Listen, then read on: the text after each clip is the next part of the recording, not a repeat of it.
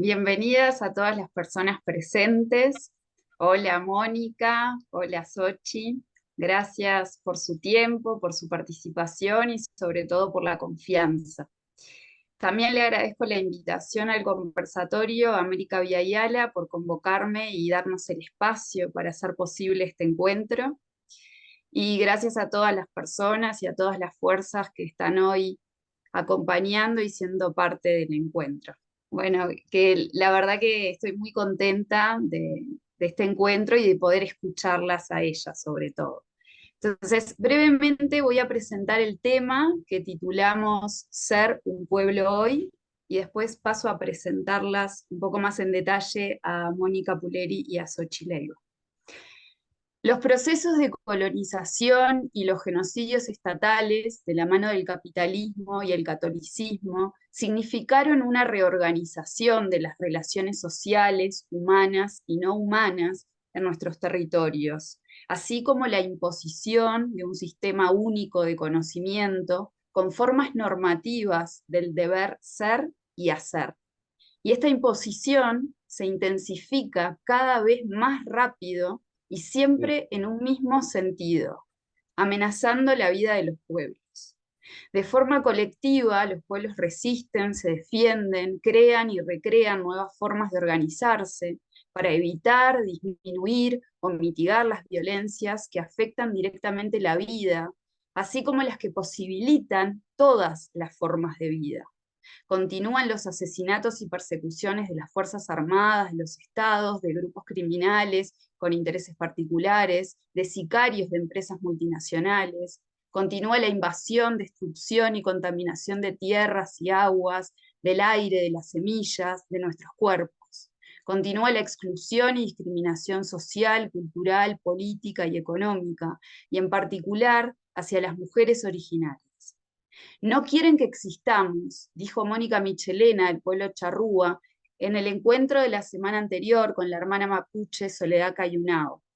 Y Soledad, por su parte, describió las dificultades diarias de la resistencia en el territorio. Y dijo, te cierran todas las puertas para que te canses y te vayas a la ciudad.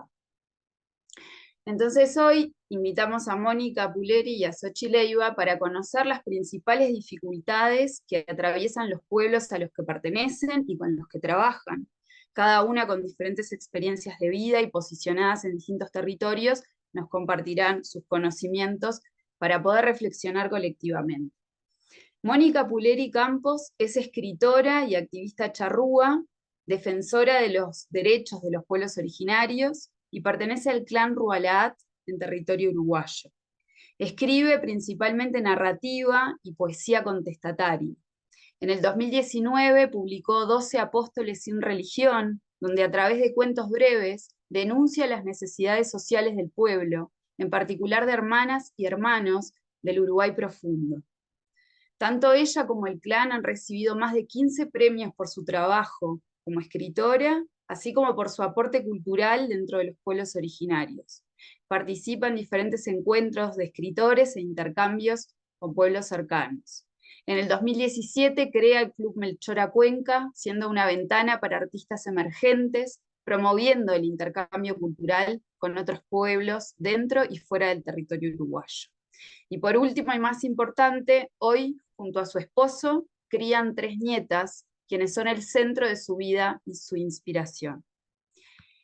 Xochitl Leiva Solano es trabajadora de las ciencias sociales y activista de las redes altermundistas. Después del levantamiento zapatista del 1 de enero de 1994, acuña los conceptos de redes neozapatistas y neozapatismo para reflexionar, crear y tejer redes altermundistas en tiempos de la ofensiva global neoliberal. Los aportes que realiza Xochitl al campo de las ciencias sociales los hace siempre de la mano de mujeres y jóvenes de pueblos en resistencia en Chiapas, México, Abya Yala y Allende los Mares. De esa convergencia insurge la investigación de Colabor, la investigación sentipensada, con raíz, corazón y corazón, la investigación desde abajo y a la izquierda, y más recientemente las teorías encarnadas, incardinadas en sus propios términos y en las lenguas no coloniales imperiales.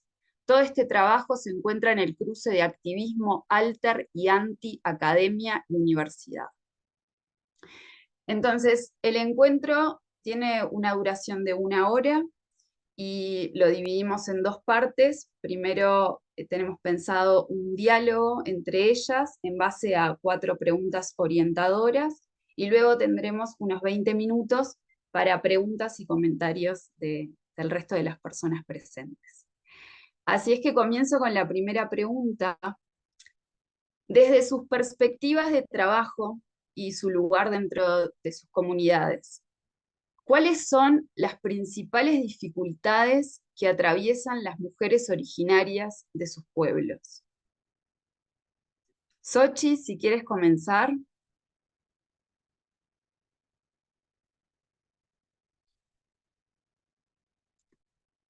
Estás con él ahí. Ahí estoy, ahí estoy. Buenas tardes. Pues mira, primero, gracias por la invitación a todos ustedes y me gustaría ceder el micrófono primero a la compañera Mónica. Sería un honor para mí que ella hable primero y yo acuerpando y acompañando. ¿Es posible, Andrea? Sí, por supuesto, sí, Mónica, no tiene Un problema. honor para mí También, estar con ustedes y con Mónica aquí, hombro con hombro, teta con teta. Adelante. Buenas tardes. Primero que nada, agradecer la oportunidad del conversatorio Abya Yala para tener este intercambio con la hermana Sochi de México. Es mi primer conversatorio desde que pertenezco al conversatorio Abya Yala. Es un honor, un placer haber sido convocada también para tratar temas tan neurálgicos sobre nuestro pueblo hoy en el 2023. Y qué fuerte esa presentación, ¿no? No quieran que existamos, dice Mónica Michelena. Lo escuché. Y si partimos desde ese punto, vivimos la violencia más grande, ¿no? Nos hemos convertido en números. Mi número es 3.434.657-7 para el Estado uruguayo.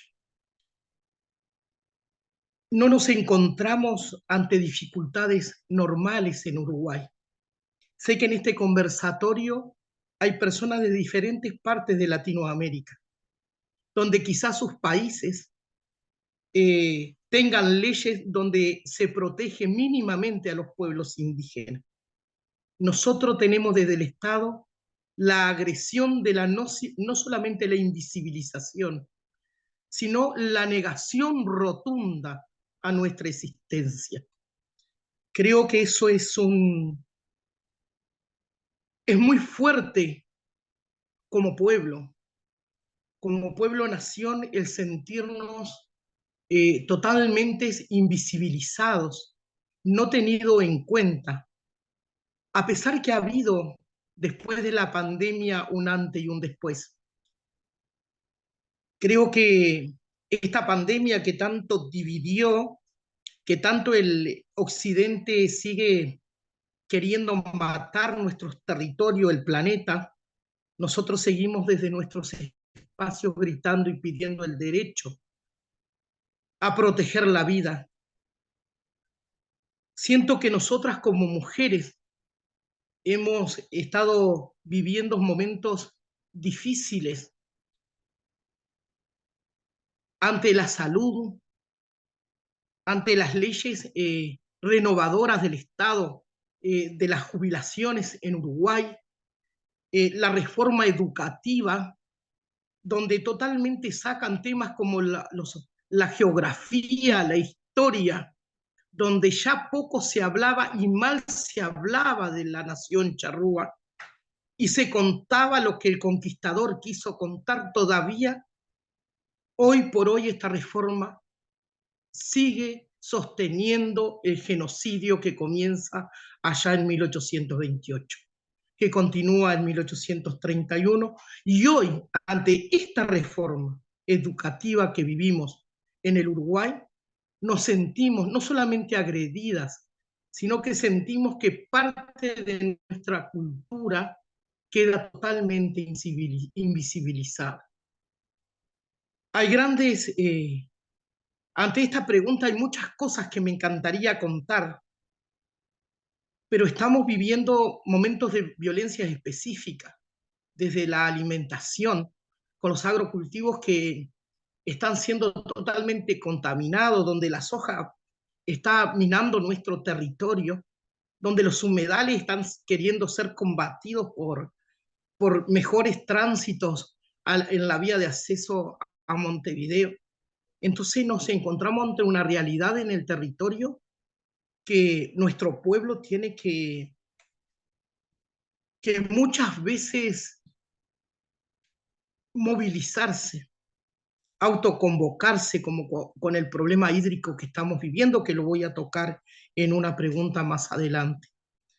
Pero la realidad que vivimos realmente es drástica, porque vivimos en el campo, mi clan está sentado en el campo. Y cuando vemos las estadísticas de las mujeres rurales que vivimos en el campo, nos encontramos que 10 mujeres, de esas 10 mujeres, 4 son indígenas. Y de esas 4 mujeres indígenas, una tiene un estudio secundario, 2 llegan a tener una primaria completa, y una de las mujeres no termina la primaria, y menos con soñar en que lleguen a un nivel terciario.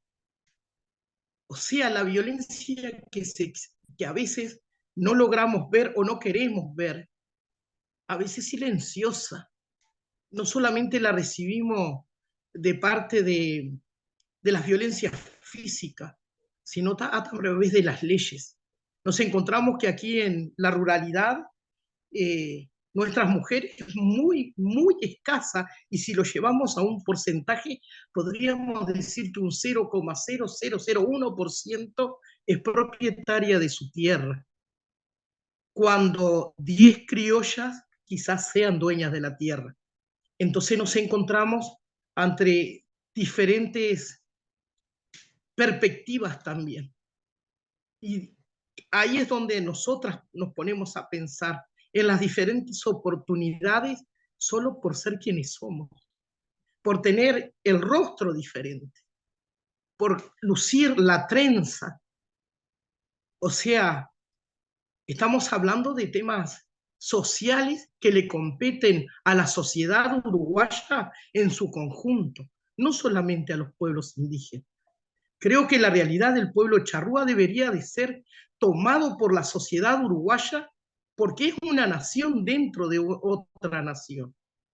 Y miremoslo de la perspectiva territorial. Nuestro territorio comienza en Corrientes, baja hacia Santa Fe, Entre Ríos, lo que era la antigua banda oriental, parte de la Misión y Río Grande do Sul. O sea que con toda propiedad puedo decir que el Estado llamado República Oriental del Uruguay está dentro de nuestro territorio charrúa. Sin embargo, insiste en que no existimos. Creo que peor violencia que esa nos vamos a enfrentar.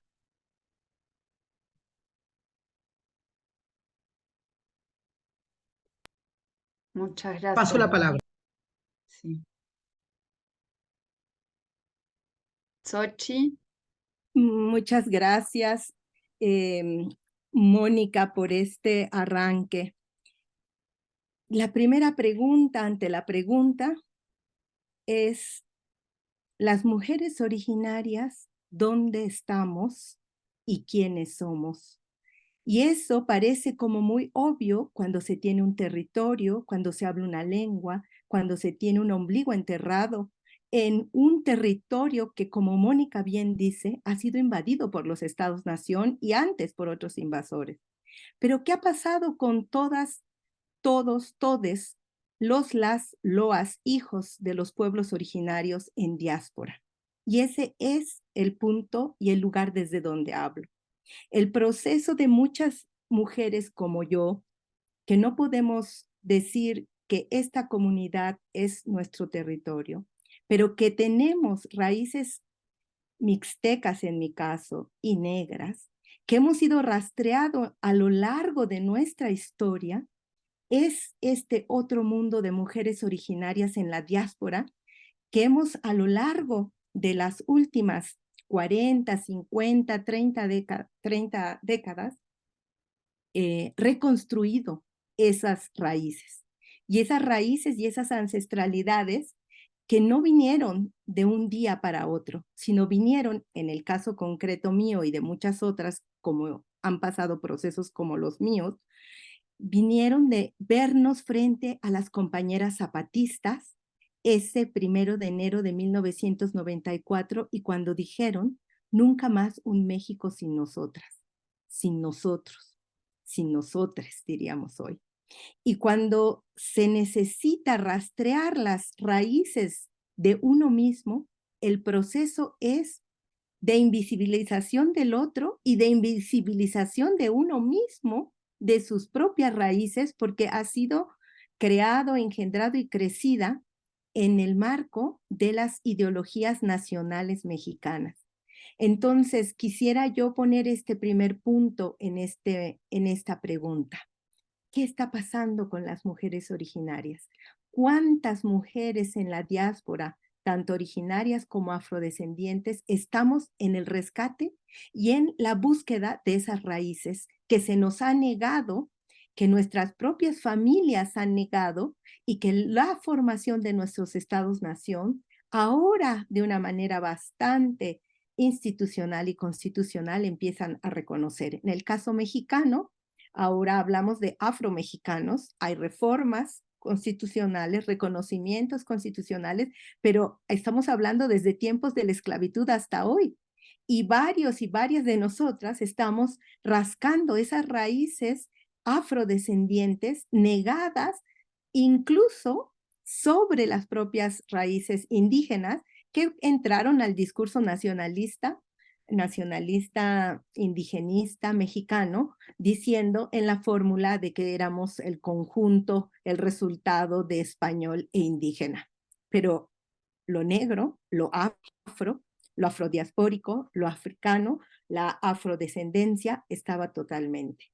Voy a hacer esta segunda parte de la intervención referencia a los retos con las mujeres con las que trabajo en el territorio del noreste de la montaña de Chiapas, en donde construimos procesos, ellos, las comunidades con las que comulgamos, trabajamos, luchamos y vivimos en una intermitencia permanente, están reconstruyendo sus gobiernos propios. Esto a la luz del movimiento zapatista que en 1994 establece la autonomía como una realidad de facto y como una exigencia jurídica. En otra pregunta voy a entrar a la autonomía zapatista. Aquí solamente voy a terminar esta intervención mencionando lo que le toca vivir a mis compañeras de construcción de autonomía en un gobierno propio en esta montaña chiapaneca, cuando las designa por fin, después de muchas décadas, la asamblea como concejal, les dan un cargo, les nombran para ser de alguna manera voz, cabeza y parte de autoridades colectivas. ¿Qué tienen que vivir mis compañeras, en este caso mayas celtales? Pues una lucha cotidiana, sórdida, por el reconocimiento de su autoridad que la misma asamblea, es decir, hombres, mujeres, jóvenes, jóvenes, le han otorgado, pero cotidianamente tienen que estar luchando para que esa autoridad que se le ha delegado, la cual cumplen a cabalidad y con toda una entrega de vida, tenga validez, desde los niños más pequeños hasta los mayores más mayores, hombres, mujeres, que constantemente tienen que recordarse a sí mismos el valor de las mujeres. Sin embargo, no todo es oscuro. Hay mayores y mayoras en este gobierno propio en construcción de facto que han ganado a lo largo de su vida la posibilidad de tener los cargos. Varias de ellas son reconciliadoras en procesos de reconciliación comunitaria, en lo que se llamaría el derecho celtal, y varias de ellas han logrado hacer valer su autoridad, su presencia y su capacidad de gestión y reconciliación comunitaria. Sin embargo, esto tiene que ver mucho con los ciclos de vida de la familia. Muchas de ellas ya han dejado a los hijos crecer, han dejado todo ese proceso en el que las más jóvenes prácticamente tienen atado su destino al rol de madres, esposas e hijas, y no hay capacidad muchas veces de estudiar, muchas veces de tener cargos, muchas veces de tener un modo de vida alterno a la propia comunidad. Entonces, no podría yo uniformar ni generalizar, pero lo que sí quisiera decir es que en la vida cotidiana comunitaria, aún en los procesos de construcción de autonomías de facto, como en la que me toca acompañar, vivir y ser parte, es cotidiana la lucha para la visibilización, para el respeto y la autoridad, no solo de hombres, sino también de la suegra, de la nuera, de la cuñada, que ejercen un poder patriarcal frente a las mujeres que han decidido hacer carne el rol de cabeza de procesos, de cargos o de posiciones que la misma asamblea les otorga. Una complejidad enorme y una lucha feroz, como decía bien Mónica, en donde ponemos la cuerpa, en donde ponemos la vida, mujeres y hombres en las comunidades hombro con hombro. Aquí me quedo y regreso a ti, querida Andrea, la palabra. Está bien, muchas gracias, Sochi. También pueden dialogar entre ustedes. No sé, Moni, si tú quisieras agregar algo más en relación a lo que Sochi expuso, o si tuvieras alguna pregunta, también la idea sería que puedan comentarse y dialogar. Si querés, Moni. Sí, me gustaría contestarle a la hermana. Xochitl, yo siento que ustedes también tienen casi la misma lucha que nosotros. Y yo estoy viviendo por segunda vez esa parte y ese rol de mamá. O sea, tengo una niña de 5, una de 10 y una de 2. Ese rol, tristemente, lo están viviendo miles de mujeres hermanas, inchalá, aquí en Uruguay. Hombres jóvenes, mujeres jóvenes, que están llevando adelante la lucha junto a nosotros en la reivindicación de nuestro pueblo. Y el diario vivir, como tú lo dices, en el diario vivir es donde nos enfrentamos con nuestra familia. A mí me ha costado muchísimo, como a muchos de mis hermanas, que la familia reconozca el trabajo que venimos haciendo y que lo estamos trabajando en grupo. Acá se ha dado que las mujeres estamos trabajando en un círculo bastante amplio. El año pasado empezamos 5, este año somos 12, el año pasado éramos 100, este año seremos 150. Pero no logramos así en nuestras comunidades insertarnos. Yo llevo 5 años viviendo en esta ciudad y una de las cosas que me enfrento es a poderme, ¿cómo te voy a decir?, incursionar dentro de la sociedad en la que vivo, en la ciudad de Miguel. Entonces siento que nuestro pueblo está muy identificado con lo que tú acabas de hablar. No hay leyes sociales en el Uruguay que ampare a nuestras mujeres. Vivimos violencia obstétrica, a veces de parte de otras mujeres. Y esa realidad, Xochitl, pega muy en el alma de una mujer abuela, de una mujer madre, de una mujer mayor, anciana de nuestros pueblos, que han venido, hay mujeres que llevan más de 30 años en Uruguay, en la reconstrucción de la lengua, en la reconstrucción de los valores de la transmisión oral. Pero en el diario vivir se trata de detenernos, de parte a veces de otras mujeres, a veces de parte del mismo pueblo puede llegar a haber una resistencia hacia nuestra forma distinta de vivir, porque llevamos una vida diferente y es notable cómo vive el clan, cómo viven las comunidades indígenas en el Uruguay a lo que vive la sociedad uruguaya. Más allá que nos tienen atrapados en estas casas de material de cemento, muchos de mi pueblo aún mantenemos nuestras tradiciones, resistiendo en el día a día, en cada fecha del calendario, y lo hacemos aquí. A veces ceremonias que es donde el fuego pasa a ser parte del círculo, porque no lo podemos hacer afuera, al aire libre, por miedo a cómo la sociedad en la que vivimos, la ciudad, puede malinterpretar lo que nosotros estamos haciendo. Porque si suena la campana de la iglesia, a nadie le llama la atención. Pero si una caracola se escucha en el medio de la tarde, todo el mundo quiere saber qué es, qué estamos haciendo, qué tipo de brujería nueva se trae a la ciudad. Fue una de las preguntas con las que una vez me crucé. Y eso le pasa a todos nuestros hermanos. Y siento que tenemos mucho para hacer como colectivo en Uruguay. Creo que lo estamos trabajando. Tenemos una coordinación, tenemos ganas de la unificación, que creo que esa es la parte que estamos viviendo de la reconciliación entre nosotros como pueblo, que creo que eso también, hermana, es importante. Paso la palabra.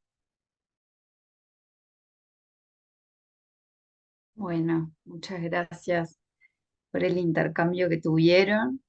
Entonces, la siguiente pregunta está más vinculada con las problemáticas con la tierra y el agua.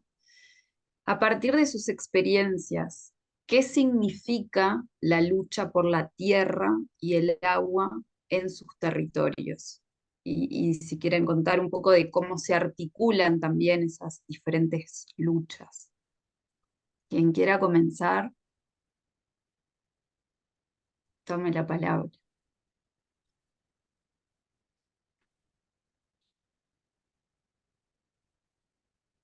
Hermana Mónica, yo le sigo, Sí. yo le sigo. Bueno, es un privilegio que me dé el lugar, hermana, y se lo agradezco. Complicada la pregunta, ¿verdad? Estamos viviendo, creo que, la peor crisis hídrica en Uruguay. Y la estamos viviendo como sociedad indígena en la lucha de el reclamo, el derecho a la protección de nuestros ríos, de nuestros montes. Estamos justamente a través de la coordinación en Uruguay llevando una minuta como pueblo ante el Parlamento uruguayo, que es la minuta del convenio 169 de la OIT. Uruguay se ha manifestado en más de una oportunidad de que tiene interés en firmar el convenio. Pero nos seguimos encontrando que pasan 5 años más, un nuevo gobierno, y aún el convenio 169 sigue sin rectificarse en Uruguay. Creo que no solo estamos viviendo la peor de las crisis hídricas, estamos viviendo el peor de los saqueos hídricos en Uruguay. Y creo que es una oportunidad en este conversatorio de denunciar lo que también está sucediendo. Ante una larga sequía, Montevideo se ha quedado sin agua y se ha tenido que extraer de parte de las usinas del Estado agua salada del mar para que nuestros hermanos montevideanos tengan que consumirla. Nunca se había dado. Las bajas de Santa Lucía fueron tremendas por esta sequía. Pero mientras tanto, en el norte, alemanes están perforando la punta del acuífero guaraní para la extracción del hidrógeno verde en el proyecto Tambor, cuando desde el Estado mismo, las organizaciones han dicho que esto es tremendamente malo para la naturaleza, la perforación en este momento. Sabemos que se ha declarado de nivel C el proyecto Tambor. ¿Qué quiere decir esto? Que es de alto riesgo, de un alto contenido, y puede haber un gran desastre, más del que ya estamos viviendo. O sea, yo no sé si no estamos haciendo conciencia de lo que le pasa a Uruguay en este momento. Se están haciendo autoconvocadas manifestaciones en la capital. Desde el interior lo que hacemos muchas veces es apoyar a nuestros hermanos que se autoconvocan para las denuncias y las marchas. Sí que el pueblo indígena está reclamando ante lo que está sucediendo, pero sacar agua del acuífero guaraní para el proceso del metanol, para que los aviones y los autos de alta gama tengan en Europa combustible a costa de sacrificar el agua del acuífero, que el acuífero guaraní es la reserva más grande de agua dulce, me animo a decir. O sea, no es menor el problema hídrico que sufre el Uruguay, porque además los hermanos están organizándose en el norte, están ya organizados denunciando lo que está sucediendo, pero el Estado está mirando hacia otro lado. El Estado sigue mirando hacia otro lado y le sigue vendiendo a Montevideo el agua salada. Entonces, ¿hasta cuándo nosotros, como pueblo, hasta cuándo vamos a soportar? Yo creo que esta también es una de las grandes violencias que estamos sufriendo, porque hace muchos años que los hermanos vienen reclamando el derecho de cuidar los ríos de agua dulce en Uruguay, de ser custodio de nuestros montes, de nuestros humedales que quieren ser sacrificados para hacer una ruta de ingreso más rápida a la capital. El agua que se está vendiendo, no, se está donando a las multinacionales extranjeras para las papeleras, para la celulosa que es exportada, para la chispa en madera que se hace para exportar. O sea, es un tema demasiado profundo y el tiempo es muy corto para poder profundizar realmente en lo que está viviendo Uruguay hoy, en este cataclismo hídrico. Hace 30 años atrás, cuando nos hablaban de que se iba a venir, que el agua iba a faltar, de que se iba a vender en botellita, iba a valer más cara el agua que la carne, yo recuerdo que en el medio del campo nos reíamos, ¿cómo nos íbamos a quedar sin agua para beber, sin agua dulce? Hoy con 53 años lo estoy viviendo. Y digo, pensar que los Inchalá y los ancestros nos advirtieron de esto, pero los estados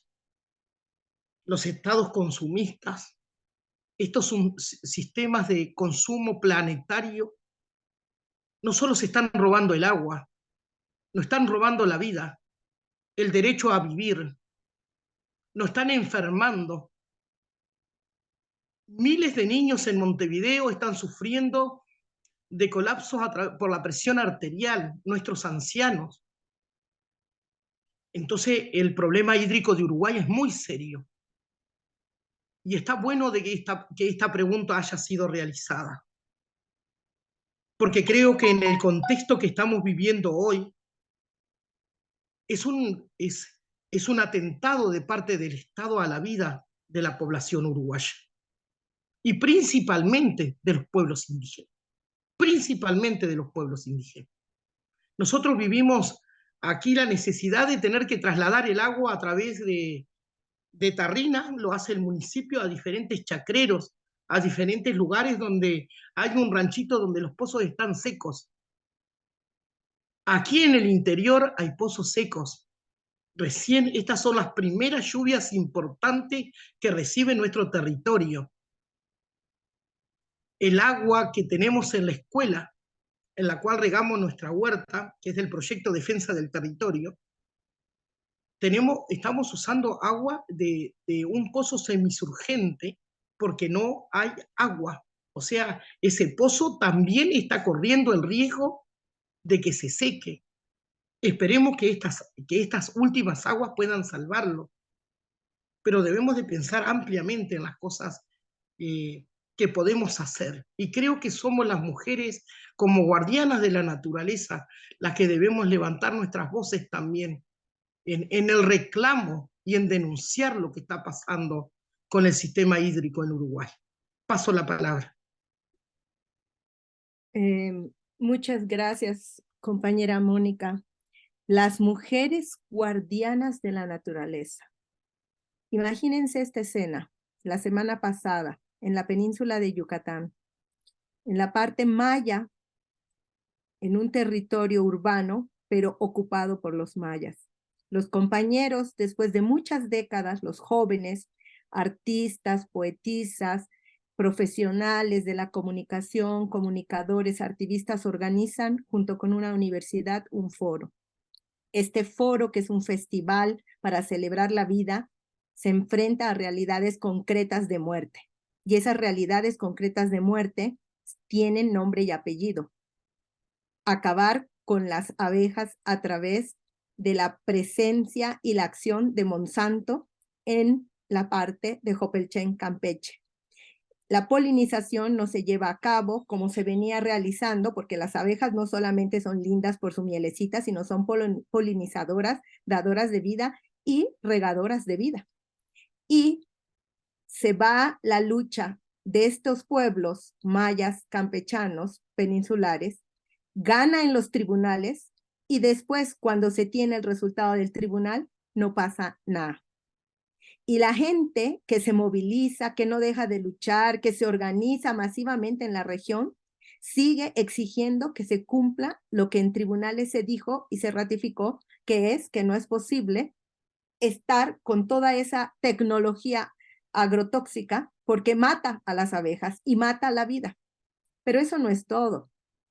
En ese mismo festival, una jovencita de 20 años viene a nombre de su colectividad Ixil en Yucatán para hablar sobre lo que está pasando. Regresa al otro día a su comunidad, la recibe una fila de policía en donde impiden que la gente de Ixil llegue a sus milpas a trabajar porque el capital inmobiliario, que no es maya, sino que vende lo maya, está en una embestida atroz sobre todos los terrenos ejidales y comunales de una gran ciudad, que es la ciudad más grande del sureste mexicano. Se llama Mérida.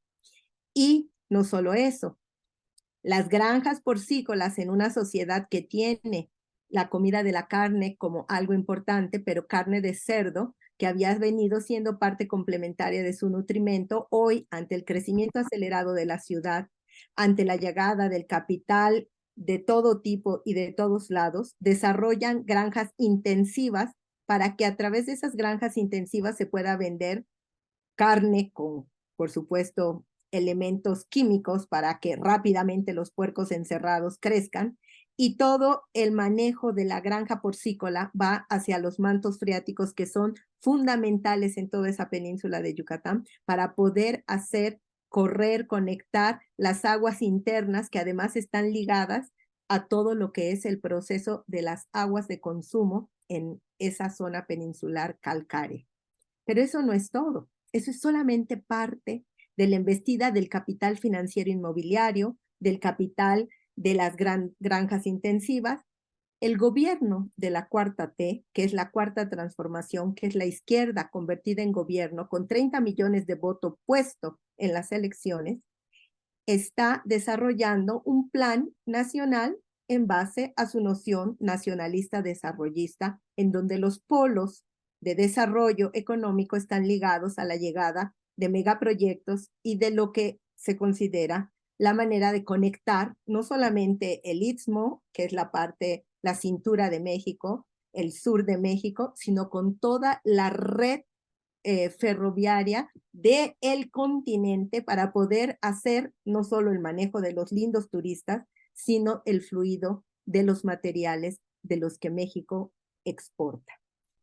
Pero esto es solo en una parte de la región maya, la parte chiapaneca, en donde vivo, trabajo y también lucho, se enfrenta a un proceso de política social contrainsurgente que desde que se levanta el movimiento en 94, el Estado-Nación mexicano responde a ese levantamiento armado de estos compañeros zapatistas que dicen ya basta y que ponen un freno a la política neoliberal que se expresa en muchas formas: el Tratado de Libre Comercio, una reforma al artículo 27 constitucional, que era un artículo derivado de la Revolución Mexicana que había permitido el reparto de la tierra a través del uso social de la misma, ejidos, comunidades. Todo eso se quiebra porque se decreta el fin del reparto agrario.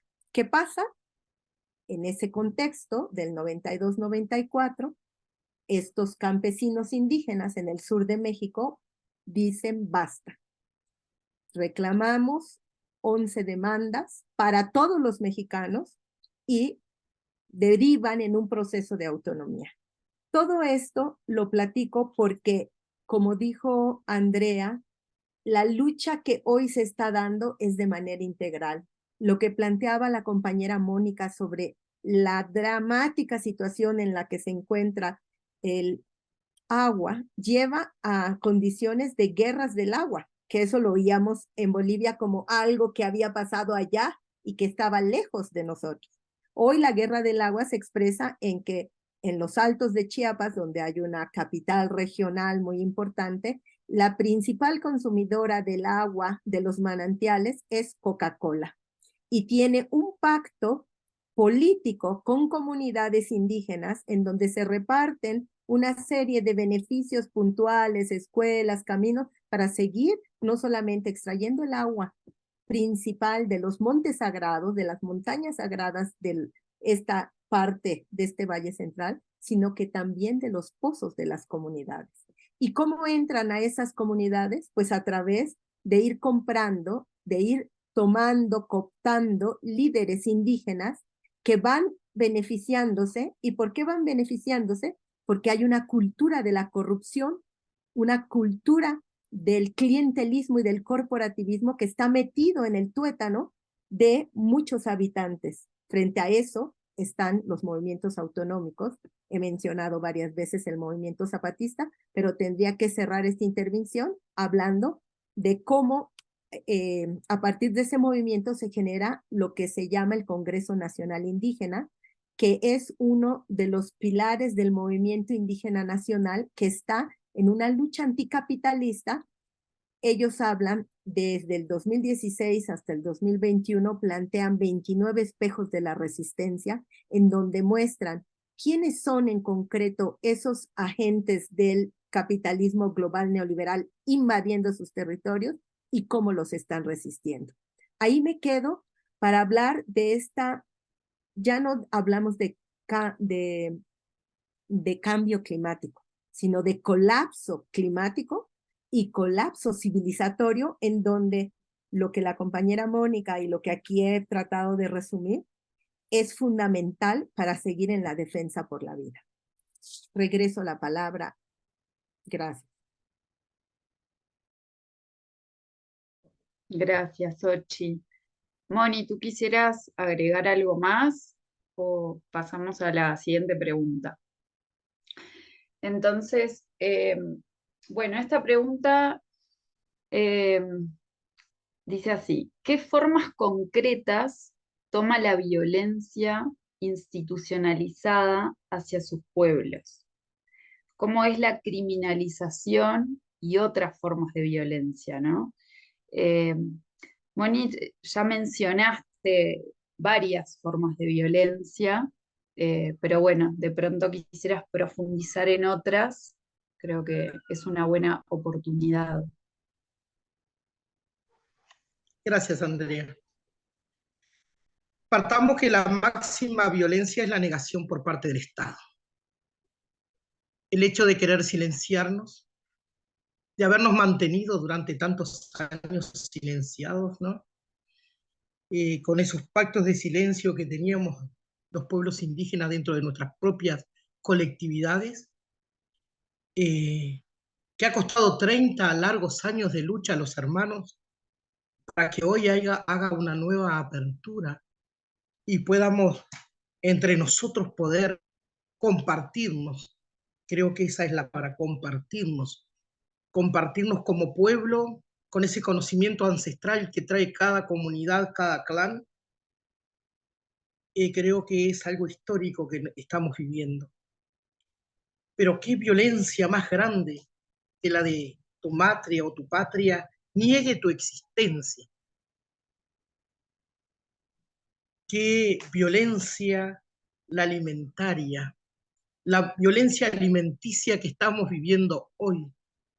donde vamos al mercado y compramos transgénico y nos alimentamos a través de todo lo transgénico. Pienso que la violencia alimentaria que estamos viviendo a través de la soja, del maíz transgénico, de ya no ver los cultivos de girasol por el Uruguay, sino ver kilómetros y kilómetros de soja plantada, la violencia de la contaminación, la de Monsanto y de todas las otras diferentes empresas que han llegado a este territorio y nos han contaminado las aguas, los cultivos. Se han muerto nuestros montes naturales y lo que no, el Estado ha limpiado los campos para el cultivo. En nombre del progreso, qué violencia la que sufrimos cuando hacemos kilómetros y no vemos un espinillo, pero vemos kilómetros de eucaliptos plantados en nuestra tierra, donde cada eucalipto se toma 70 litros de agua diario de nuestro acuífero guaraní. Y seguimos hablando de las violencias, del agua, de la contaminación y de esta modalidad, porque es una nueva modalidad, la globalización. Esta globalización que nos trajo modismo del extranjero, que nos está obligando a vivir diferentes violencias. No solamente la violencia del Estado en la negación. Las mujeres indígenas vivimos violencia obstétrica de parte de otras mujeres. ¿Cuántas de las mujeres nuestras han ido a parir? Nos han tirado sobre una cama porque quieren que nuestras mujeres paran como mejor le queda al médico tratante, a la partera o al partero que tiene que atender a nuestras mujeres. Siendo que Uruguay tiene 2 salas para atender a nuestras mujeres, una en Montevideo y una en Río Negro. Pero nosotras siguen nuestras comunidades teniendo que ir a parteras, a yuyeras nuestras, a nuestras viejas comadronas, a pagarle para recibir nuestros nietos y nuestros bisnietos en nuestros hogares.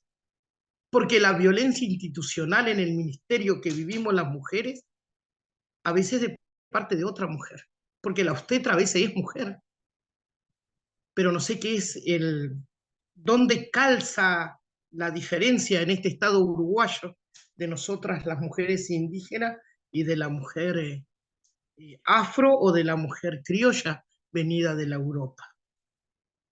Entonces nosotros nos encontramos ante un estado totalmente racista. Creo que el Uruguay vive, y lo vemos acá en nuestras colectividades cuando mandamos nietos y hijos a la escuela, y nos encontramos con que las niñeces nuestras, porque sus ojitos son achinados y sus rostros son diferentes, no son tratados de la misma manera. Y a mí no me lo van a contar, porque mis hijos primero fueron a la escuela, como fueron los hijos de mis hermanas. Y todas hemos vivido eso.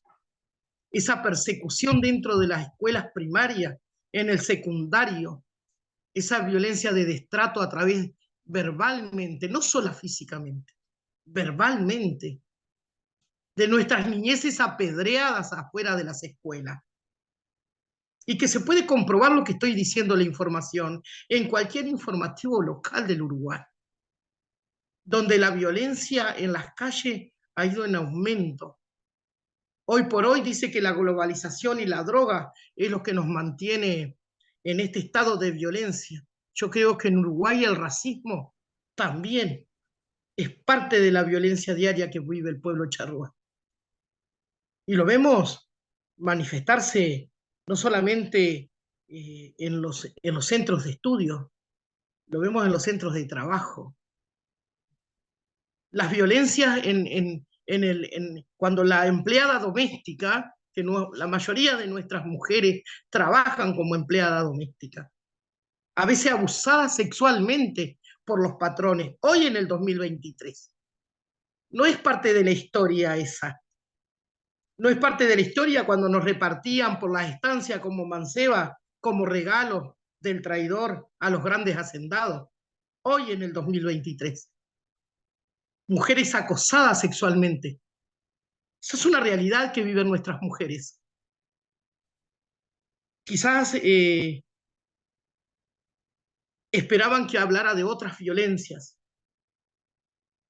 pero mi sentir en el día de hoy es que debo de hablar de estos temas que muchas veces en nuestros círculos no los hablamos, que no dejan de ser importantes. A mí me parece que también tenemos que ver la violencia del día a día y de no permitirla dentro de nuestras comunidades y denunciarlas. No tener miedo si somos mujeres en nuestros colectivos, en nuestras ciudades, dentro de nuestra sociedad, levantar la voz y decir basta. Y no solo decir basta en nombre de una, sino que decir basta en nombre de todas las mujeres indígenas. Porque no es algo que vivimos nosotras charrúas, lo viven los colectivos en Argentina, en Paraguay, en Brasil, en el resto de América del Sur, en América Central, se vive en el norte. Recién ahora Estados Unidos está reconociendo la existencia de los territorios originarios. O sea que la violencia se sigue cada día viviendo en los diferentes territorios de la Vía Yala.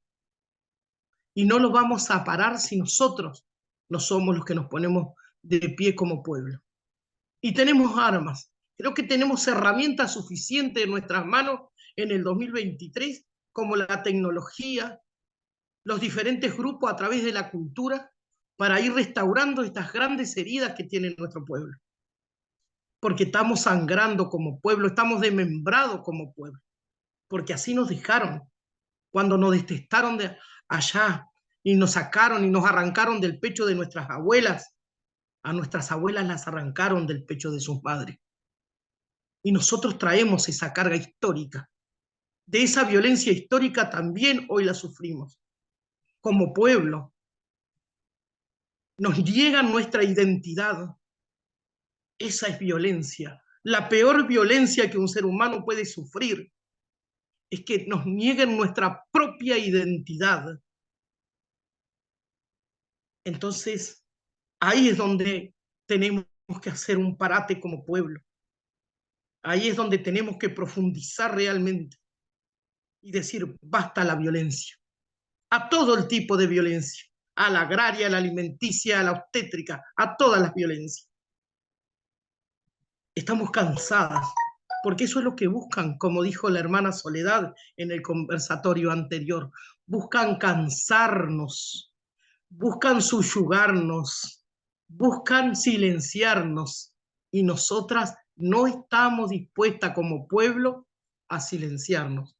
Vamos a seguir hablando y vamos a seguir levantando de donde sea nuestras voces, desde una marcha en Montevideo, desde un planteamiento de los hermanos del norte por el acuífero guaraní y por el proyecto Tambor. Y nos vamos a parar en Paysandú con las violencias que sufre el río Uruguay. Y todas esas cosas las vamos a ir sumando. Pero no vamos a callarnos. Paso la palabra.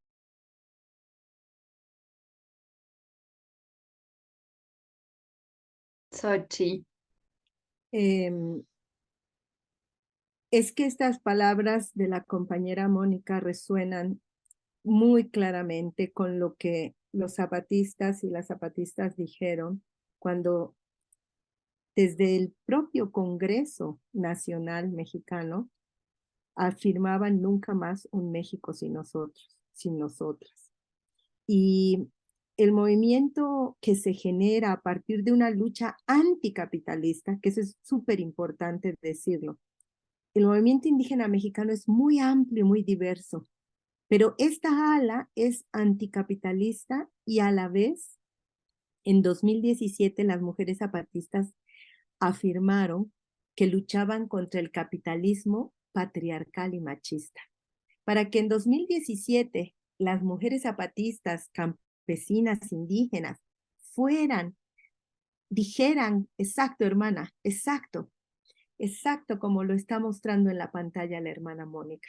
Para que llegaran a pronunciar estas palabras las hermanas zapatistas, pasaron más de 20 años de lucha y de trabajo con una sociedad civil que en sus momentos tuvo una zapatización suprema y después también tuvo muchas transformaciones y modificaciones hasta el momento del día de hoy, en donde existen, el Congreso Nacional Indígena existe, vive, y la semana pasada, el 31 de julio y el 1 de agosto, bueno, ni tan pasada, en los días pasados, se llevó a cabo el Foro Nacional del Horror de la Guerra a la Resistencia por la Vida. Y en especial se hacía énfasis en la necesidad de denunciar, para no callar exactamente, como dice Mónica, que en México se vive una guerra, que en México y en Chiapas y en todos los rincones de México se enfrenta una condición de guerra atroz en donde, si bien tenemos un gobierno de izquierda y experimentó una nueva estrategia para hacer frente a los altos índices de violencia, a las desapariciones, a los mismos feminicidios. O sea, imagínense en un país en donde 11 mujeres por día son asesinadas en feminicidios, en donde hay 28 personas diarias desaparecidas según cifras oficiales. Les estoy dando cifras oficiales, o sea, que no son ni siquiera el reflejo real de lo que pasa, porque no todo mundo denuncia su desaparición, porque las cifras oficiales son esto, cifras que manejan los sistemas para reportar lo que se alcanza a reportar, pero no todo lo que sucede. Entonces, cuando nos preguntan, Andrea, formas de violencia, tenemos que mencionar esta narcoviolencia que ocupa territorios amplios de el México y en muchas partes del mundo. Los narcotraficantes, las redes narcotraficantes colombianas han sido sustituidas por las de mexicanos. Hay lugares del mundo en donde las redes de narcotraficantes mexicanos asolan a la población.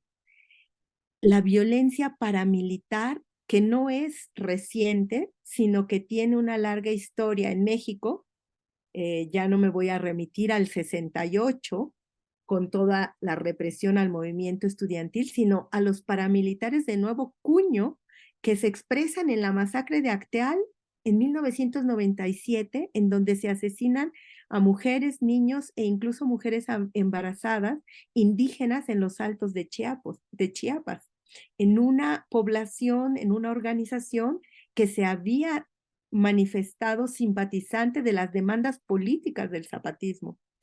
O si no, lo que es conocido hoy en todo el mundo, los 43 desaparecidos de Ayotzinapa, los cuales son jóvenes estudiantes que quedan en manos de lo que los movimientos que hoy los reivindican, dicen fue el Estado. Y hoy, a años y años de haberse sucedido este acontecimiento, seguimos sin saber exactamente el paradero de ellos y tenemos una especie de telenovela del horror porque no se ha podido, por más intervención de comisiones de verdad, incluso creadas con este nuevo gobierno, por la presencia de especialistas que han sido invitados para poder desenmarañar la verdad histórica que construyó el gobierno anterior, seguimos sin saber el paradero de estos jóvenes estudiantes y podríamos seguir con la violencia. Ya mencioné la feminicida, pero hay otra soterrada que es el acoso y el abuso sexual que hoy en México ha sido denunciado abiertamente, ya podido ser tratado públicamente después del Me Too y después de haber expuesto a una serie de perpetradores que han tenido que dar la cara frente a una ola cada vez más creciente de denuncia de este abuso y acoso sexual.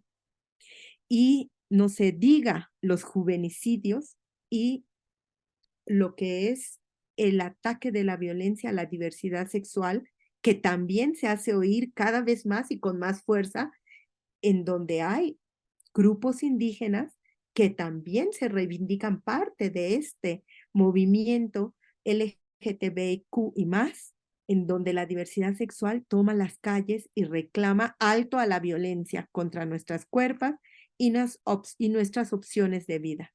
Y voy a cerrar nada más mencionando una violencia más que en México, como en muchas otras partes, pero en México especialmente, es desgarradora. La violencia que genera la democracia electoral.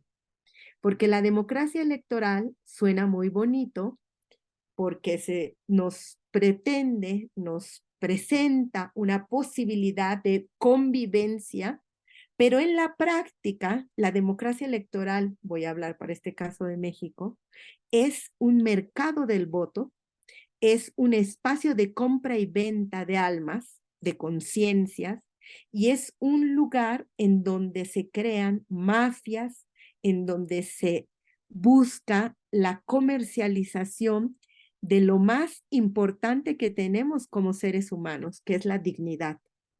Y por eso muchos movimientos, como el Congreso Nacional Indígena, los zapatistas, las diferentes formas de autonomía que se dan en diferentes territorios indígenas, tienen al centro de sus demandas dignidad y aspectos éticos.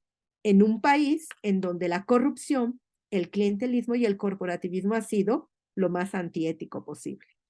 Y en este marco han sido impugnados altamente los partidos políticos, los líderes de partidos políticos y la cultura política partidista, al punto de que muchas de las autonomías, que es la pregunta que sigue, se han levantado diciendo no partidos políticos, no elecciones democráticas con partidos políticos y sí a formas de gobierno propio.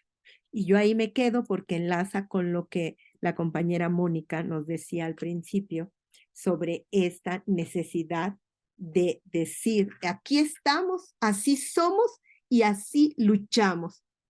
Gracias. Gracias, Sochi. Bueno, nos quedan pocos minutitos para la última pregunta, pero va bastante en consonancia con lo que estaba ya introduciendo Sochi sobre la autonomía, ¿no? Me pareció interesante considerando la trayectoria de lucha y de defensa del pueblo charrúa y las experiencias zapatistas, poder hablar sobre cómo lograr ejercer los derechos sin que el Estado los reconozca. Y en ese sentido, bueno, hablando sobre la importancia de fortalecer las autonomías. Así que si pudieran hablar un poco en relación a esto, si querés, Sochi, continuar, o Moni, como quieran. Moni, por favor, hazme el honor de abrir, por favor. Yo voy ahí acuarpando. Moni. Pregunta, ¿verdad? Es una pregunta para meditar profundamente. ¿Cómo nos organizamos ante la invisibilización? ¿Cómo lo hacemos? ¿Cómo lo hemos hecho hasta hoy? Creo que hemos tenido una gran fortaleza. El pueblo charrúa ha salido totalmente del anonimato a través de las manos de las mujeres, siempre lo digo, ¿no? En aquí en 1984, y esto lo voy a decir porque lo escuché de mis mayoras aquí mismo en el clan, el año pasado en el encuentro de mujeres de la Via Llana, donde ellas decían que en 1984 ellas se reunieron unas pocas hermanas en Entre Ríos, después en Tacuarembó, y ahí comenzaron las hermanas a sumar hermanos. Y juntos han transitado todos estos años de lucha. ADENCH, con H, con INSUR en su momento, comunidades y clanes libres que han transitado por la República y que viven dentro de la República Oriental del Uruguay. Una República Oriental del Uruguay que niega el reconocimiento histórico de este colectivo, pero que le debe la soberanía del país a nuestro pueblo guerrero charrúa, que fue el que utilizó el general Artigas como como su ejército junto al pueblo afro y al pueblo y a los criollos, a unos pocos criollos, porque casi todo su malón era de afros y de indios.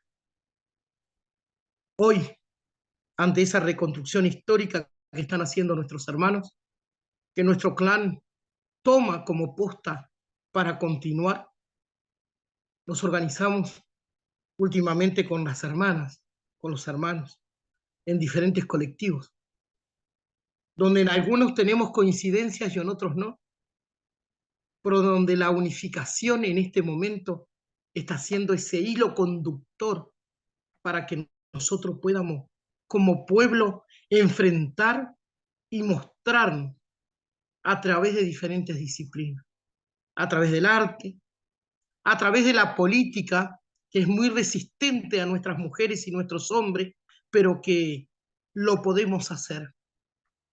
Creo que la política es una herramienta, como lo es el arte, como lo es eh, otras disciplinas en busca de esa unificación y visibilizar a nuestro pueblo. Nosotras estamos viviendo una experiencia hermosa.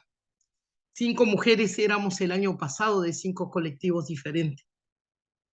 En este momento somos 14 mujeres que nos hemos dado a llamar mujeres de la Via Yala, defensoras de la naturaleza, guardianas de la naturaleza.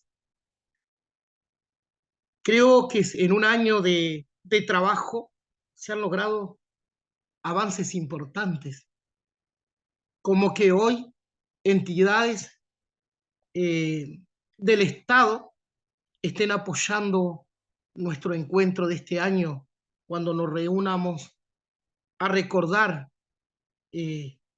a la guerrera Sisa. Como experiencia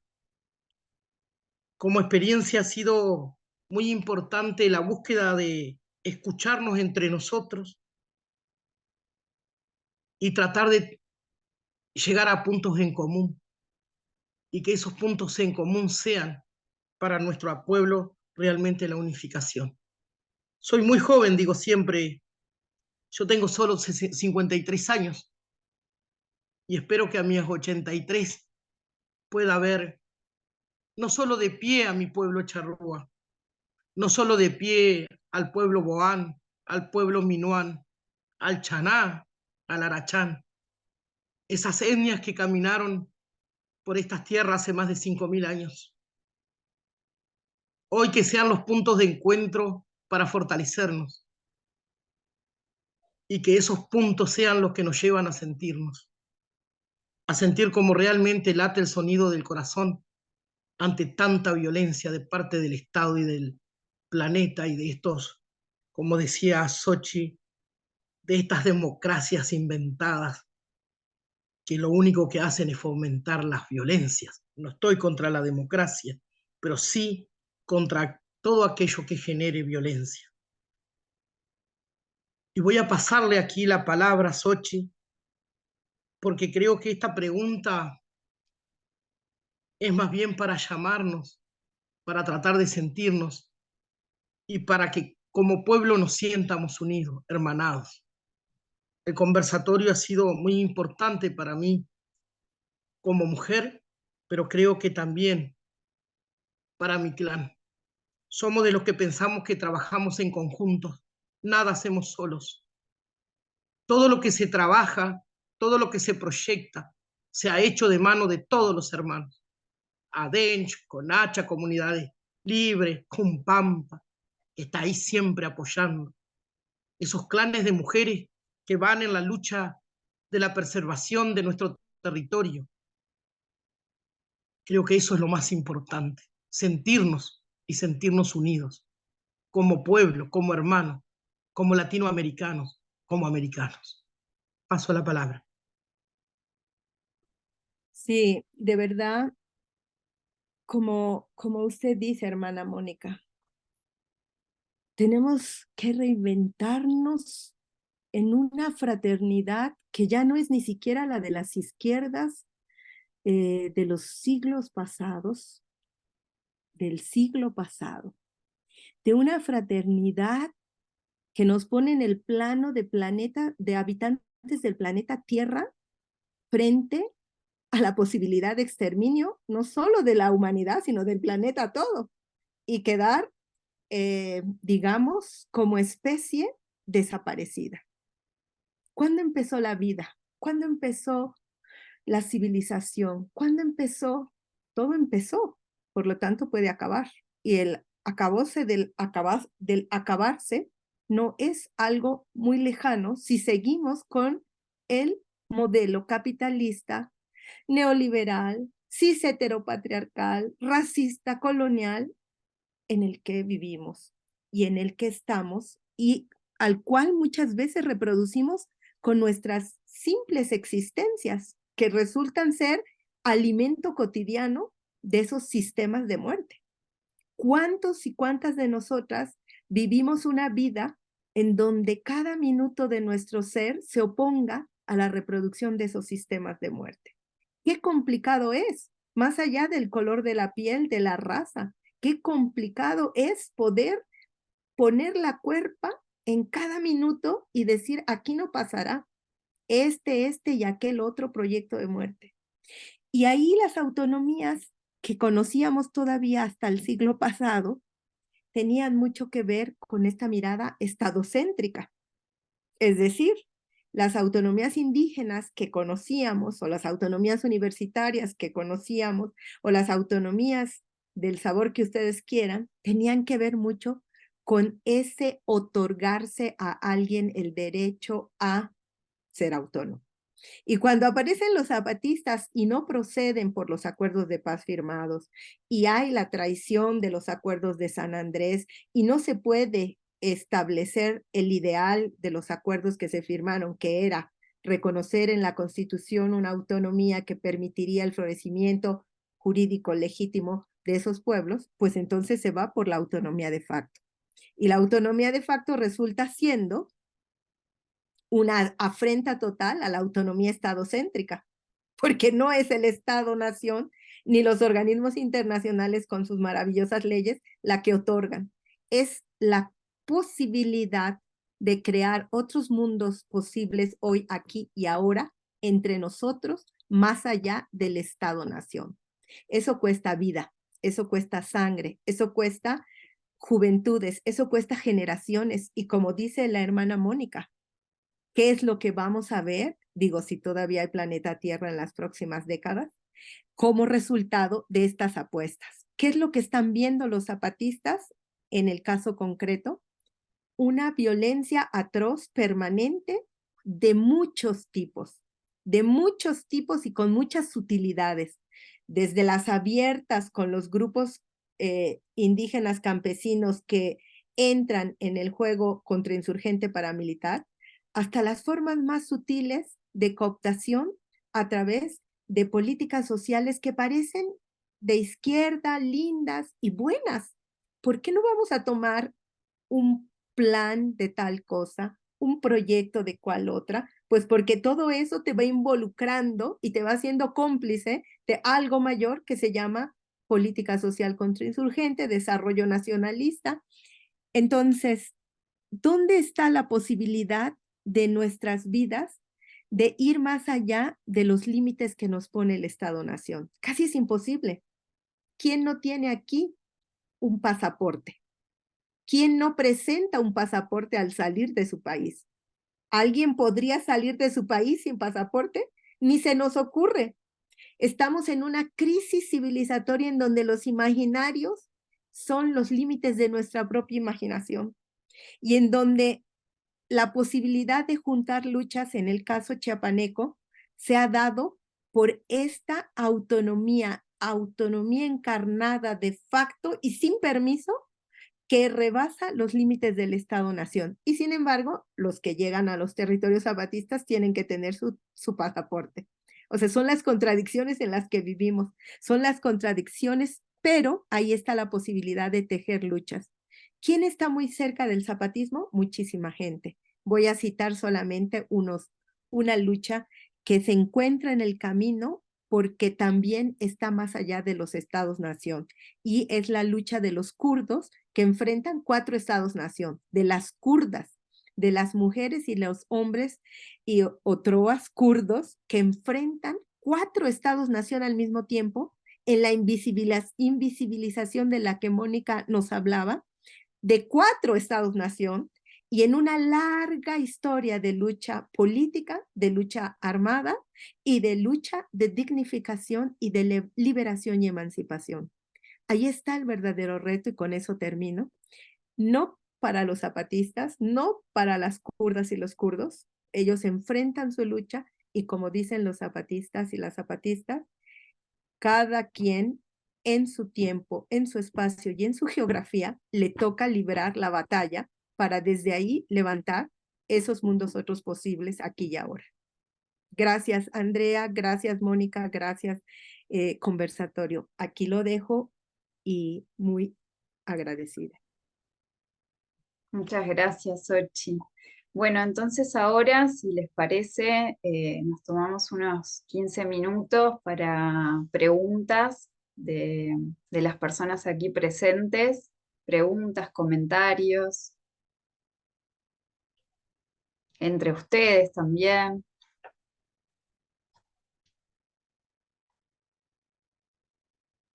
Enrique tiene la palabra, Enrique González. Ah, Bien, perfecto. bien. Bueno, buenas tardes, felicitaciones. Muy bueno. Nos han ilustrado mucho más de lo que se imaginan. Con esta última pregunta de la autonomía, ustedes, las dos, ustedes ven que cómo mostrar esa autonomía, cómo generar, ustedes están tratando de hacer algún proyecto de autonomía para llevarlo a cabo. O sea, es necesario eso, ¿no? Plantearlo desde ese punto de vista. Autonomía como si fuera un estatuto o una cosa así. Esa es mi pregunta a las dos. Gracias.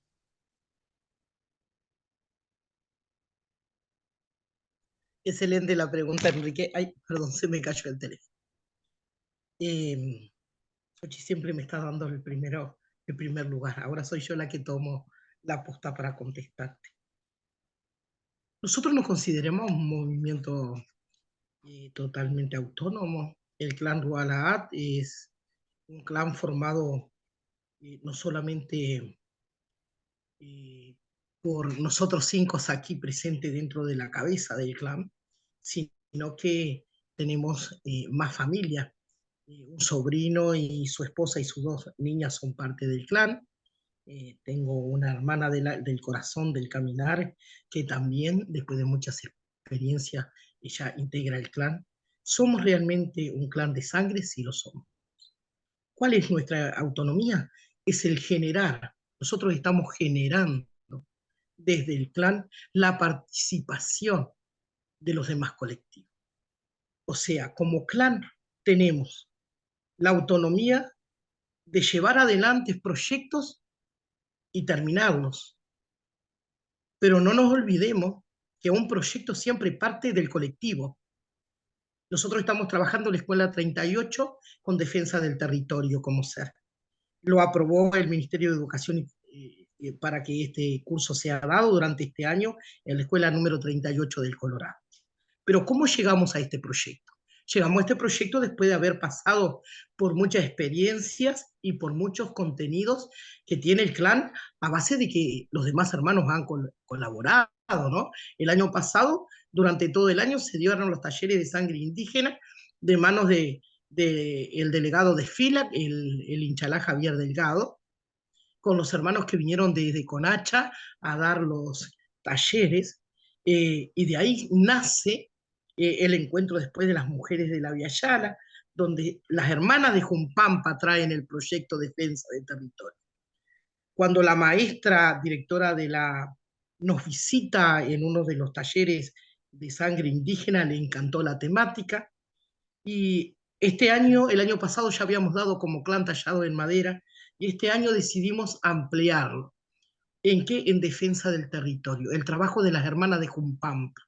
A eso le agregamos el trabajo de sangre indígena, que lo coordinamos junto al delegado de FILAC y los hermanos de CONACHA y de comunidades y de clanes libres. O sea, ¿autónomos somos realmente? Creo que no, que sí tenemos nuestra autonomía como clan, pero vamos en la búsqueda de una unificación. Y creo que para llegar a la real autonomía, Enrique, necesitamos un pueblo-nación. Y hoy no lo tenemos. Hoy somos clanes, pueblos libres y también organizaciones, pero no somos en hecho un pueblo-nación con ese engranaje que significa ser un pueblo-nación. No sé si contesté tu pregunta.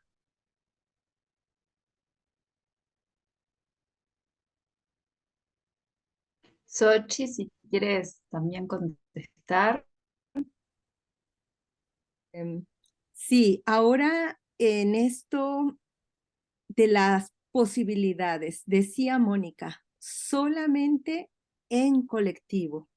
Es decir, tenemos que pensarnos cómo es que en el caso concreto mío y de mi compañero de vida, como personas que habitamos la espacio universitario, centros de estudio, encontramos una inercia sistémica muy complicada para generar autonomías de facto en colectivo con dinámicas anticapitalistas, antipatriarcales. ¿Y qué hicimos entonces? No es que no haya nada en la academia. Todos ustedes que están aquí de seguro que tienen un pie en la universidad, en un centro de investigación, en un espacio universitario. Y hay muchas cosas que se crean ahí que retan los sistemas normativos sistémicos. Y cada uno de ustedes debe tener una lucha feroz al enseñar a sus estudiantes. Pero encontramos en nuestro caso que la inercia sistémica de esas universidades y de muchos espacios que son educaciones públicas y que son para el pueblo, para los hijos del pueblo y que son resultado de la lucha de muchas personas que han antecedido, tienen algo perverso en la reproducción del sistema. Entonces, la opción fue habitar los espacios en donde ya se construyen desde los territorios las luchas autonómicas en las grietas constitucionales de una constitución, artículo 2 mexicano, que es muy miserable porque no procedió el reconocimiento de la autonomía y la libre determinación en amplio y con toda su complejidad, sino que el artículo 2 dejó una aperturita en donde dice que los sistemas normativos para resolución de conflictos internos se puede entonces recurrir a la autonomía y la libre determinación. Hagan de cuenta que el Estado-Nación, que había prometido en los acuerdos de San Andrés una cosa maravillosa, no sé qué, hasta que lo hizo así chiquitito, chiquitito el huequito, y por ahí se metieron las comunidades. Por ahí entran las comunidades indígenas para reclamar los gobiernos propios en los municipios con las normativas, las normatividades, los sistemas normativos propios. Y así tenemos el caso de Cherán en México, y tenemos el caso de Oshchuk en Chiapas, y tenemos el caso en donde nosotros vamos y comulgamos con un movimiento del pueblo creyente de algo que fue el epicentro de la teología de la liberación, que es parte de un movimiento del pueblo creyente que tiene un movimiento por defensa de la vida y el territorio, y adentro surgen organizaciones campesinas indígenas que dicen vamos a ocupar esa rejita del artículo 2 constitucional, nos vamos a los tribunales, exigimos que se les reconozca nuestras autoridades de gobierno propio, no con partidos, no con elecciones partidistas democráticas, sino con nuestras formas asamblearias. Y ahí entramos en acción nosotros, que venimos caminando, en mi caso, desde hace más de 40 años en estos luchas, territorios, espacios, entramos ahí y decimos, nosotros sabemos hacer esto. Ustedes están luchando por la autonomía, tienen muchos frentes abiertos. ¿Cómo ven si nos sumamos? Y entonces ahí es donde surge la posibilidad de sumar a un proceso grande en el caso del Movimiento por Defensa de la Vida y del Territorio son 12, 13 municipios. En el caso de los gobiernos propios son 2 municipios que contienen a su vez 12 concejales y 12 SEPINAL, le llaman, 12 regiones distintas. Y entonces uno pone a su servicio de esta construcción autonómica, porque la construcción autonómica del pueblo, comunidad, región, movimiento, es una realidad porque la encarnan. Y en ese marco, la posibilidad de encarnar también nosotros y vivir nosotros, mi compañero David y yo, la autonomía y poner al servicio nuestros conocimientos, nos abre la posibilidad real de cómo vivirla. Alguien podría decir, bueno, pero si ya están las universidades y son autónomas. Sí, son autónomas, pero no son autónomas. ¿Por qué? Por todo lo que ustedes ya saben y viven en sus propios espacios. Entonces, esto otro presenta otros retos, presenta otros problemas, pero son unos problemas reales de una autonomía en construcción al faro de eso que en 94 puso como horizonte y como práctica el zapatismo, que es que los pueblos indígenas y todos los que nos sumamos a ese movimiento podemos llegar a construir eso. Ya les voy a poner ahora para cerrar en el chat todos los links de lo que vienen los pueblos y junto con ellos nosotras, nosotres, caminando en este espacio de autonomía viva de facto, dado los problemas de jure. Ya no les cuento todo lo que pasó cuando el resto del municipio, que no es pro vía autonomista de facto, ya no les cuento qué pasó de las violencias que se dieron cuando se llegaron a hacer los estudios de verificación, se fue a hacer la consulta, porque bueno, hay todo un protocolo, una vez que tú metes la exigencia a nivel del tribunal, viene toda una serie de pasos para el movimiento. Y ahí es donde se desató la violencia atroz y cómo está ahorita colgado de los tribunales en un nuevo proceso que ahora baña todo este país maravilloso, que es las elecciones de las elecciones que se van a celebrar próximamente y que renovarán tanto presidente como otros montones de cargos. Entonces ahorita el país está sumido en la parafernalia democrática electoral que está a años luz de la posibilidad de un gobierno comunitario o de gobiernos autonómicos comunitarios de los pueblos. Ahora mismo les pongo los links para que por favor nos sigan ahí y vean con más detalle cómo se está construyendo con sus grandes problemas y con sus grandes retos. Ahí me quedo, Andrea. Gracias, Xochitl. Tenemos que Sí. pidió la palabra Andrea Olivera y Sí. también ha pedido en el chat Silene. Con ellas dos, digamos, terminaríamos, ¿no, Andrea? Porque, digamos, quedamos cortos con las preguntas del conversatorio. Si Sí, te parece, justamente iba a decir que Andrea Olivera iba a hacer una pregunta y después pasamos a la pregunta que está en el chat de está Cislene. Así que bien. Andrea, si querés, Ahí terminamos. adelante. Está sin voz. Y sobre todo la última, cuando habló de autonomía, la verdad quiero agradecer muchísimo porque eso de salirse del pensamiento del Estado-Nación es algo que estoy pensando desde muchísimo tiempo y cómo nos metemos siempre en porque están esas contradicciones, ¿no?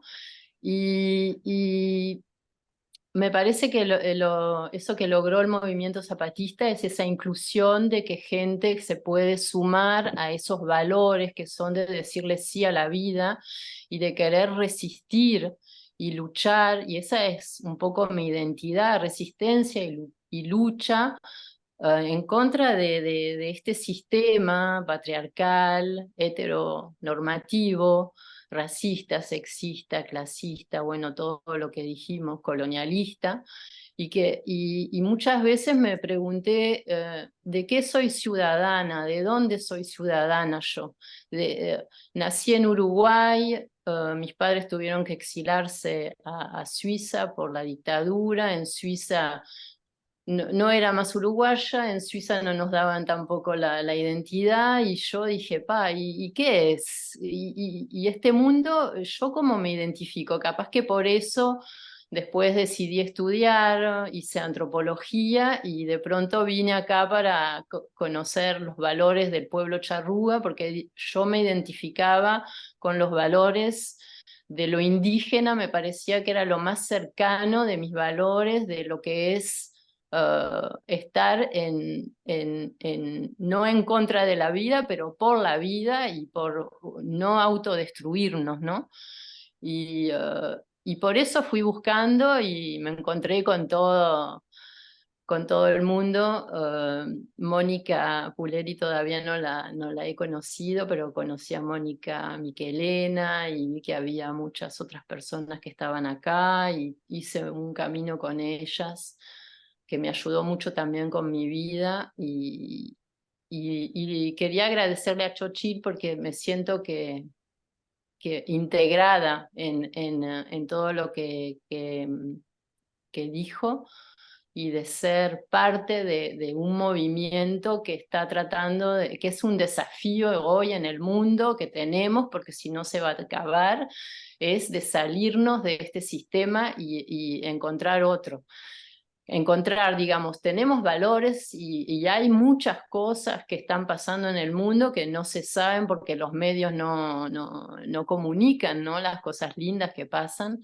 Por ejemplo, ahora donde estoy viviendo, formamos un colectivo de barrio para la defensa de cosas del barrio y nos pusimos nativos como nombre. No significa que somos indígenas o tenemos una historia, digamos, de lo que es ser indígena, pero nos identificamos como nativos de un lugar que estamos viviendo y que queremos defender y que esté lindo para vivir. Y los valores también que tenemos, ¿no? De guardianes de un ecosistema. Y en contra con quienes vamos, con el Estado y con las multinacionales, así que estamos en la misma lucha, digamos. Y la violencia que hay adentro de esos espacios donde muchas son mujeres, justamente, también lo sentí, que hay que hacer toda una educación de los hombres que todavía tienen mucho más camino que hacer que nosotras, me parece. Y quería decir esto porque me identifiqué mucho en lo que se dijo hoy y me siento parte de esto, mismo si justamente me siento parte pensando más allá del Estado-Nación, justamente. Y, y sí, y es esto lo que tenemos que vivir hoy en día, en el lugar donde estamos, como dijo, en el lugar geográfico que estamos, con la gente que nos rodea, que a veces no tenemos los vecinos, capaz que no nos gustan tanto, pero estamos viviendo juntos, y a ver cómo vamos a hacer para poner en claro que existen todas esas violencias de las cuales hablamos, pero que podemos lograr unirnos para hacer algo, y nosotros logramos unirnos para parar un proyecto que estaba poniendo el Estado acá de cambiar la Rambla que hay y todo. Bueno, logramos un pequeño grupito de nada, entonces pienso que en todo el mundo está viendo eso, y ese es el desafío de seguir adelante con eso, y decirle sí a la vida. Y bueno, era un poco, es un testimonio más bien que una pregunta, pero que me hizo calentar mi corazón, porque me sentí ser parte de un movimiento, y me pregunté qué va a pasar, porque ahora van a llegar a los 30 años, ¿no? En el 2024 va a haber algo que va a pasar, ¿no? Capaz allá y va a ser una fiesta, y yo voy a ser parte de esa fiesta también. Muchas gracias. Gracias, Andrea. Gracias, Andrea. Hay una pregunta a Sochi, que está acá en el chat. Sislene dice, quisiera hacer una pregunta a Sochi sobre lo que piensa en la violencia a los pueblos originarios desde el intento de despojo de las mujeres parteras de sus autonomías en los cuidados de los cuerpos y territorios. Mm, Bueno, yo quisiera hacer una pregunta a la compañera Mónica, porque ella planteó el asunto de cómo se veía ella en un futuro cercano o en los próximos 20 años. Y parecería como una pregunta demasiado simple, porque uno no cuenta con todos los elementos de esa historia que nos cuentas, Mónica.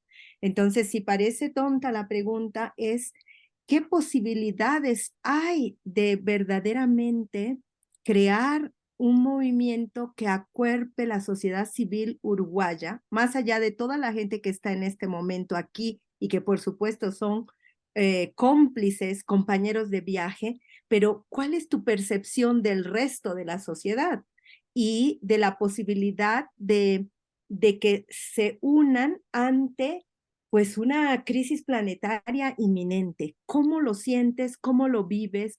Y eso es como para mí muy importante porque no importa si morimos mañana, pero la convicción de que lo que estamos haciendo puede florecer, es semilla, está floreciendo. Entonces, un poco por ahí.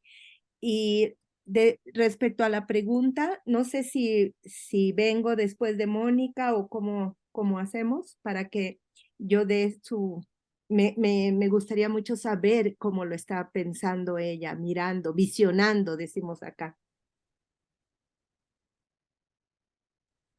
Qué pregunta, hermana. ¿Cómo lo visiono personalmente? Si la pregunta es personal, quiero saber para poder responder. Pues personal, así como te has planteado hoy, persona parte de un clan y persona parte de un colectivo de la lucha de tu pueblo. En ese personal, digamos, personal colectivo. Bueno, soy poeta, hermana, y solemos sentir.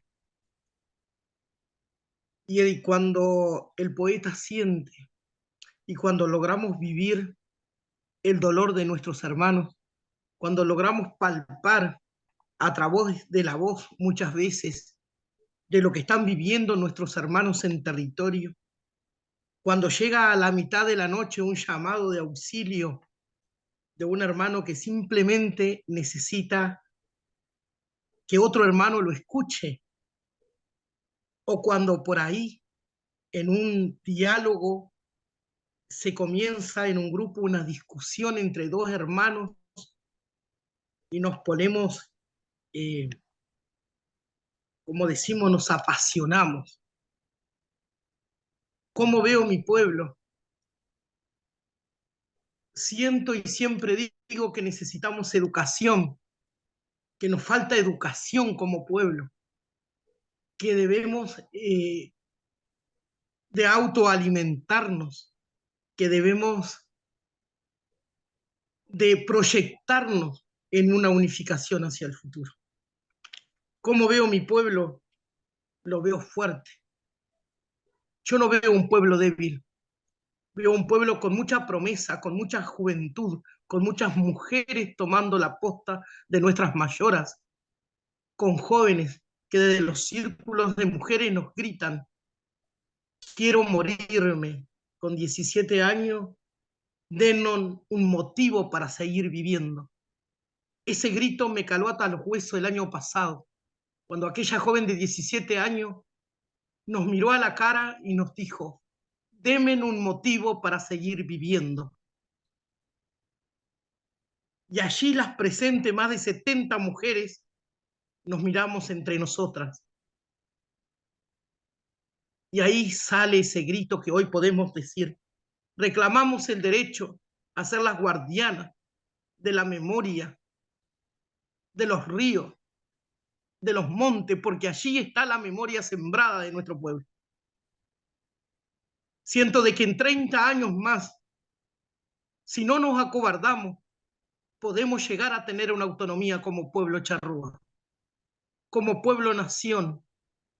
Quizás la poeta es más fuerte que la mujer indígena, no, no lo es.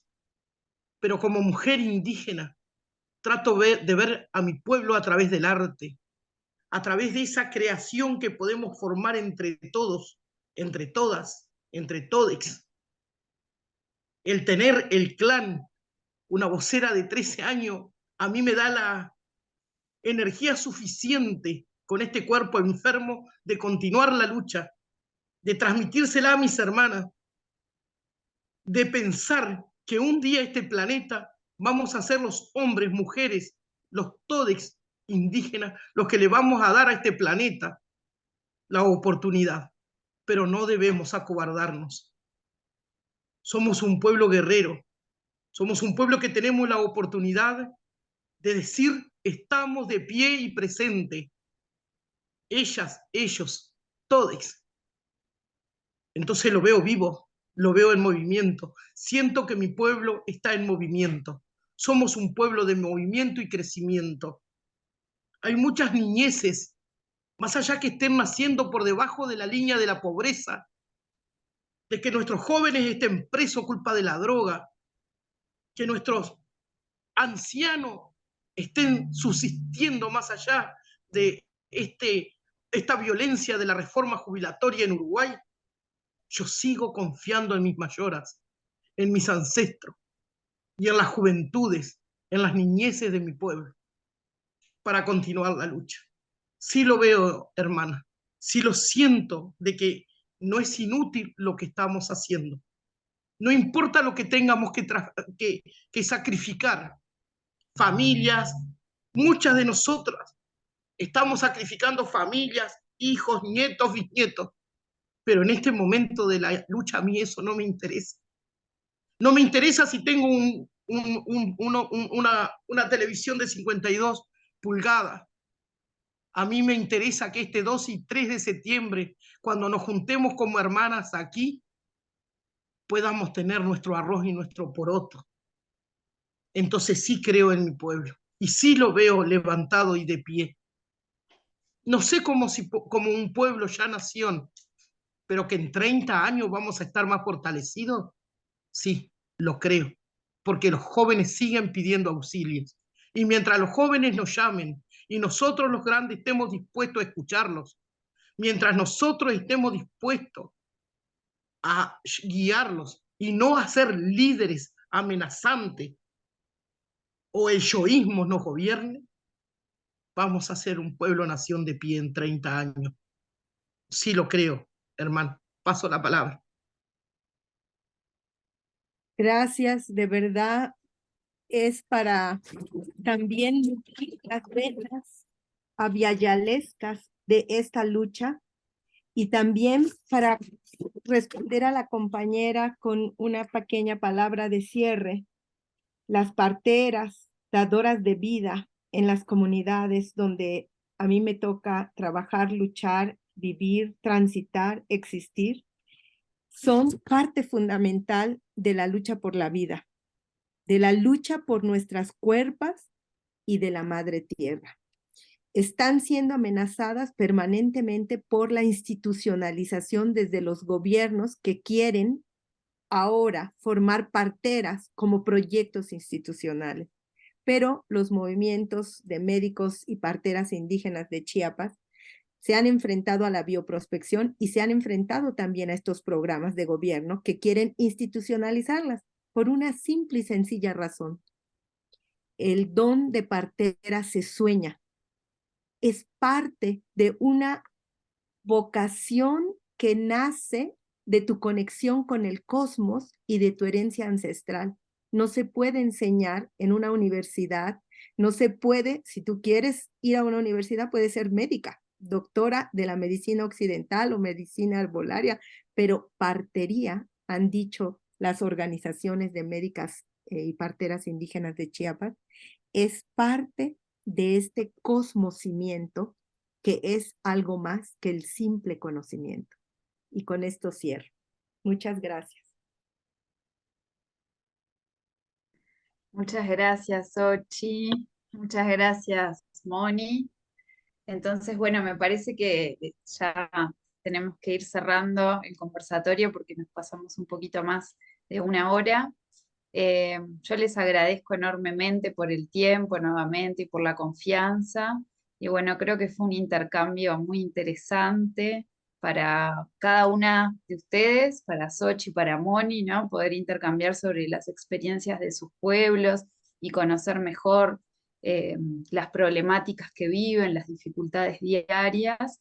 Y bueno, y para nosotros también, ¿no? Para todos quienes estuvimos acá presentes, fue muy, nos llevamos muchos aprendizajes y también mucha fuerza para seguir reflexionando y para seguir transformando y construyendo diferente. Así que bueno, me despido Muchas y, gracias. y hasta la próxima. Sí, muchas gracias Eduardo también y a todo el conversatorio. Muchas Muchas gracias. gracias. Muchas gracias, compañeras y Gracias. compañeros. Gracias, hermana.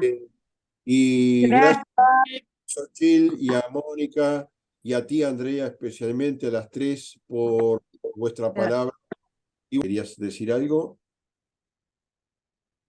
Sí, me gustaría agradecerte a ti, Eduardo, cuando aquella tarde levantaste el teléfono y me llamaste y me invitaste al conversatorio. Quiero agradecerte a ti, al conversatorio, a la hermana mexicana, Andrea, que se tomó todo el tiempo de cuidarnos. Yo en 20 minutos más estoy teniendo una entrevista.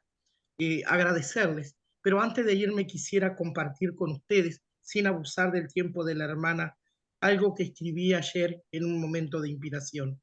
Y así poder terminar y retirarme porque en momentos más va a sonar mi teléfono para esa entrevista. Después de la pandemia, hubo una gran apertura para nuestros pueblos después de una larga invisibilización. Porque mientras Occidente mata el planeta, nosotros como pueblos reclamamos el derecho a defender y cuidar nuestros montes, nuestros ríos, humedales, la transmisión oral de nuestras abuelas y abuelos, nuestra medicina, el derecho a vivir y a morir según nuestra cosmovisión charrúa.